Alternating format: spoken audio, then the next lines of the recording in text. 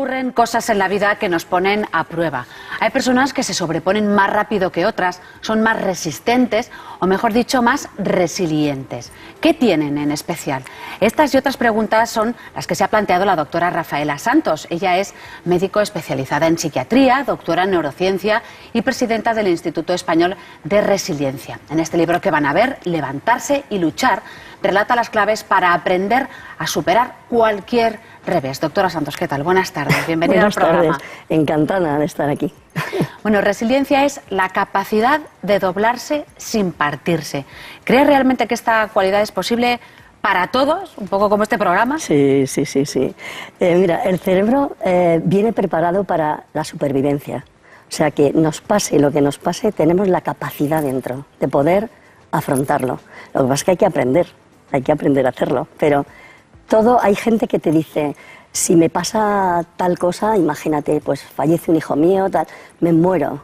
Y no se muere nadie. O sea, tenemos la capacidad de poder adaptarnos, superarnos y salir fortalecidos del suceso traumático. Claro, siempre dicen, se aprende a palos, ¿no? O luego la vida te va dando, ¿no?, tumbos y uno reacciona, pero realmente la persona que cuando le ocurre algo se hunde, ¿qué es lo que le falta? Sí, yo creo que le falta este aprendizaje, o sea, se vive con muchos miedos. Hay miedo ante lo que va a pasar pensando que no voy a ser capaz, cuando realmente dentro tenemos la potencia, la fuerza, pero hay que aprender. Yo siempre digo que la vida no nos pida lo que podemos sobrellevar, porque es muy fuerte, o sea, tenemos mucha más capacidad en nuestro propio cerebro de lo que sospechamos. Y, por ejemplo, usted dice, doctora Santos, que las personas que no responden bien a esos palos que nos da la vida es porque bien tienen una pobre red social o porque están aisladas. Sí, bueno, ante la adversidad, que además antes o después todos vamos a pasar por grandes o pequeñas adversidades, pero tenemos que estar todos preparados. Ante la adversidad tenemos dos posibilidades, dos actitudes. O bien rebelarnos, no querer recibirla, y eso lógicamente es negativo, porque no podemos evitar. O sea, nosotros podemos saber aceptar las cosas y darles la vuelta. Es como hacerle un quiebro al destino, ¿no? Se supone que ante una adversidad vamos a venir abajo y podemos dar la vuelta. Pero no recibir la adversidad es absurdo porque no podemos cambiarla. En cambio, la otra alternativa es, pues eso, prepararnos, poder resolver las cosas que nos van, que eso se llama adaptación, y sobreponernos y crecer. Normalmente la gente que es resiliente te dice, gracias a aquello que me pasó, yo soy ahora mejor persona, o gracias a aquello que me pasó he conseguido pues en la vida tales retos.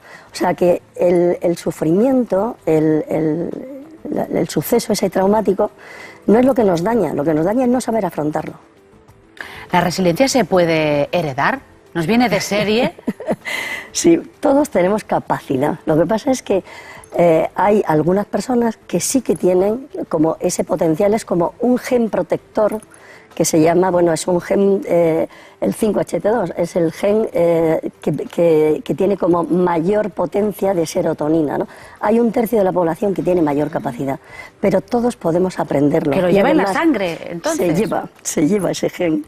Lo que pasa es que aunque lo tenga uno, no quiere decir que la persona que tenga ese gen va a ser resiliente y otro que no lo tenga. No, pasa igual que con la inteligencia. Hay gente que tiene una capacidad intelectual alta y, sin embargo, a lo mejor llega más lejos el que tiene menos capacidad. ¿Por qué? Porque se ha desarrollado. Pues sí que hay una parte genética, pero todos podemos aprender a ser resilientes. Todos somos vulnerables y todos podemos aprender. Yo he escrito un libro, que bueno, Levantarse y luchar, donde sí que damos muchas, doy en ese libro y en programas que tenemos en el Instituto Español de Resiliencia, damos las claves de poder afrontar cualquier cosa que la vida nos traiga. Como nos decía antes con el gen, perdona que la he interrumpido. No, es que iba a decir que, fíjate, que hablábamos del cerebro, o sea, inteligencia es la capacidad de poder adaptarse a las circunstancias, aunque sean difíciles, de una manera rápida. O sea, hoy día ya no es la inteligencia como antes, inteligencia numérica y tal, sino la inteligencia global, con todas esas inteligencias múltiples, es esa capacidad de adaptarnos a las circunstancias difíciles. ¿Para qué? Para salir fortalecidos. Pues igual que nos contaba antes de ese gen extraordinario, también está estudiado que hay 4 fases, ¿no?, en esa adaptación. Sí. ¿Cuáles son estas 4 fases? Lo primero que hay que conseguir es aceptar la realidad, porque cuando no se acepta es un camino bastante malo. Cuando la gente se plantea ¿y por qué me ha pasado esto? ¿Y por qué a mí? Son preguntas que no tienen respuesta. O sea que lo que hay que hacer es, bueno, ¿por qué no a mí? Si imagínate, por ejemplo, un cáncer, si hay muchísimas personas que tienen cáncer, ¿por qué a mí no me va a tocar? ¿No? Cuando la gente se para en ese primer punto de no aceptación, eso hay que removerlo. O sea que lo primero es, la realidad es la que hay, y entonces, con esto que me ha pasado, ¿qué puedo hacer? Entonces, de acuerdo, Primer se paso. acepta. Segundo paso. Segundo paso es eso que te decía, la adaptación. La adaptación es decir, bueno, no enfocarme en lo que he perdido, sino en lo que me queda, ¿qué puedo hacer? Una de las personas que entrevisto es el doctor José Villela, que es psiquiatra, y tuvo un accidente y él estaba haciendo la especialidad de cirugía. Se quedó tetrapléjico con el accidente terrible que tuvo, lo cuento todo ahí. Y él pensó, bueno, lo único que... O sea, he perdido el 90% de mis capacidades, de mi cuerpo, pero me queda la cabeza. Yo soy médico y puedo seguir siendo productivo. Pues no puedo ser cirujano, pero voy a ser psiquiatra, que es lo único que puedo hacer. Pues es un hombre feliz, trabajando en la psiquiatría y ayudando a muchísima gente. Eso es un ejemplo de resiliencia. Enfocarse no en lo que he perdido, sino en, con lo que tengo, cómo puedo reinventarme, cómo puedo volver a ser feliz y a ser productivo. Nos quedan 2 fases. La primera es adaptarse, la segunda es sobreponerse. Sí. La tercera fase es un poco más larga y hay que trabajarla porque es generar los recursos que uno tiene. Ahí tenemos que ver, pues eso, si no puedo hacer esto, ¿qué otra cosa puedo hacer? Y además que es más sano psicológicamente pensar en seguir produciendo y siendo una persona que hay personas, por ejemplo, que tienen un accidente y piensan, necesito que me indemnicen, por ejemplo, por el accidente que he tenido. Entonces empiezan a generar tienen esos síntomas, pero piensan, pues si me pongo bien ya no me van a indemnizar o no me van a dar esta baja o no tal, de tal manera que se enfocan mucho en la pérdida.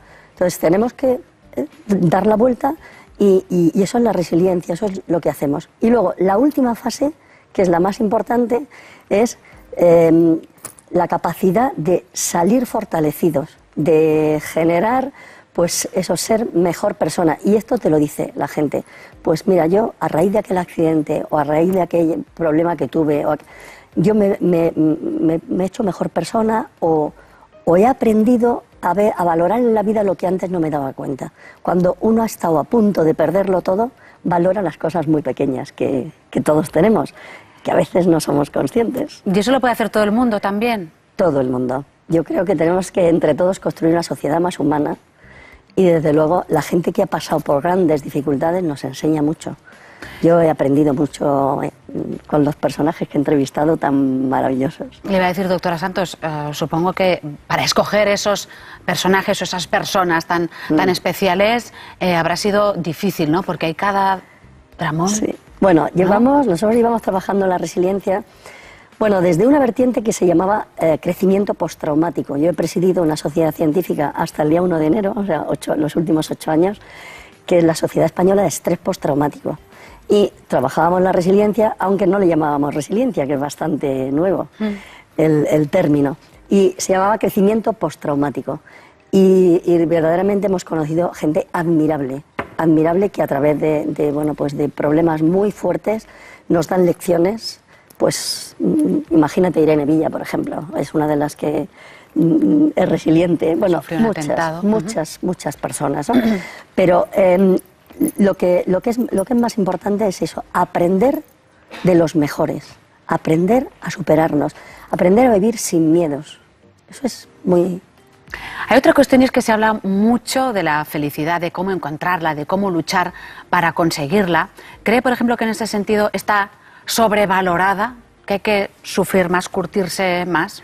Pues sí, yo creo que la felicidad tiene que ser, es una felicidad razonable, porque felicidad absoluta no existe. Y verdaderamente se tiene miedo a sufrir, y el sufrimiento no es lo que daña a la persona, sino no encontrarle sentido. Una de las cosas que trabajamos en la resiliencia es encontrarle sentido al sufrimiento. El sufrimiento no es malo, se crece uno mucho en el sufrimiento, se hace más humano. O sea, pero aplaca mucho también el sufrimiento, ¿no? Incapacita mucho, ¿no? No. Una persona, o sea, cuando la gente sufre, cuando no tiene sentido, es cuando te incapacita, cuando te bloquea. El sufrimiento con sentido, que es una motivación también. Víctor Frankl, que es una de las pioneros de la resiliencia, es un psiquiatra que estuvo en 4 campos de concentración y sobrevivió. Pues él dice eso, que el sufrimiento ni humilla al hombre, ni el sufrimiento deteriora, no, es el no encontrar sentido, fundamentalmente. O sea que lo más importante es que veamos que quien tiene un porqué, como decía Nietzsche, aguanta cualquier cómo. ¿Cualquier coma? Cualquier cómo. ¿Cómo? Sí, eso decía Nietzsche, que cuando se tiene un porqué en la vida se puede sufrir lo que sea, porque la motivación es tan grande que eso nos anima a seguir y a ser felices. Hay por ejemplo, una ecuación, ¿no? O un pensamiento que puede tener una persona, ¿no? Me diagnostican un cáncer, tengo un cáncer, como no lo puedo superar o como no sé lo que tengo que hacer, no lo voy a superar, ¿no? ¿Cómo se puede salir de esta espiral? Sí, muchas veces nos metemos en un bucle de dar vueltas y cuantas más vueltas damos, más daño nos hacemos a nosotros mismos. Eso es la no aceptación, cuando uno no acepta el tema. Lo que hay que ver es que siempre hay salida, incluso en un cáncer. Antes se hablaba de cáncer y parecía que ya era terrible, ¿no? Hoy día se ve que hay muchas alternativas al cáncer y el factor psicológico es fundamental, saber cómo lo afronto. Cuando una persona tira la toalla, ya se ha autoeliminado. Y sin embargo, si sigue luchando, o sea, tiene muchas más posibilidades. Y te voy a contar un ejemplo.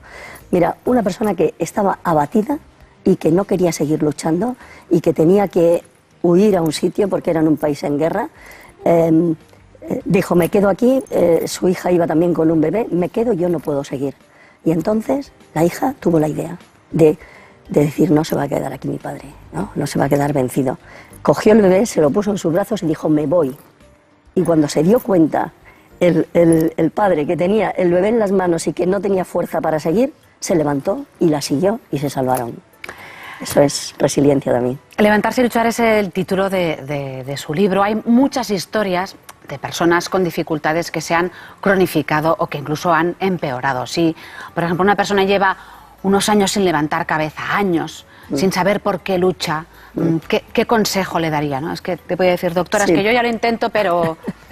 Sí, yo le aconsejaría, bueno, en primer lugar le aconsejaría que lea el libro porque, claro, no se puede decir en una frase todo lo que una persona necesita, pero yo veo muchas personas que vienen a la consulta, que vienen al Instituto Español de Resiliencia con problemas así, y cuando se les enseña que, que la percepción del problema es lo que les cambia la vida, cambian, o sea, son mucho más valientes, afrontan el futuro y al cambiar eso es cuando realmente mejoran.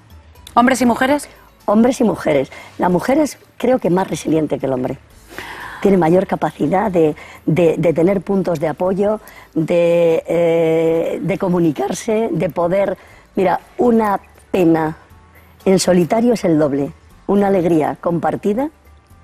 Perdón, bueno, sí es el doble también, pero en positivo se multiplica. Doctora Santos, muchísimas gracias. Levantarse y luchar, ese es el... Muchísimas gracias a vosotros por traerme al programa. Gracias. Bueno, todo el mundo a lo largo de...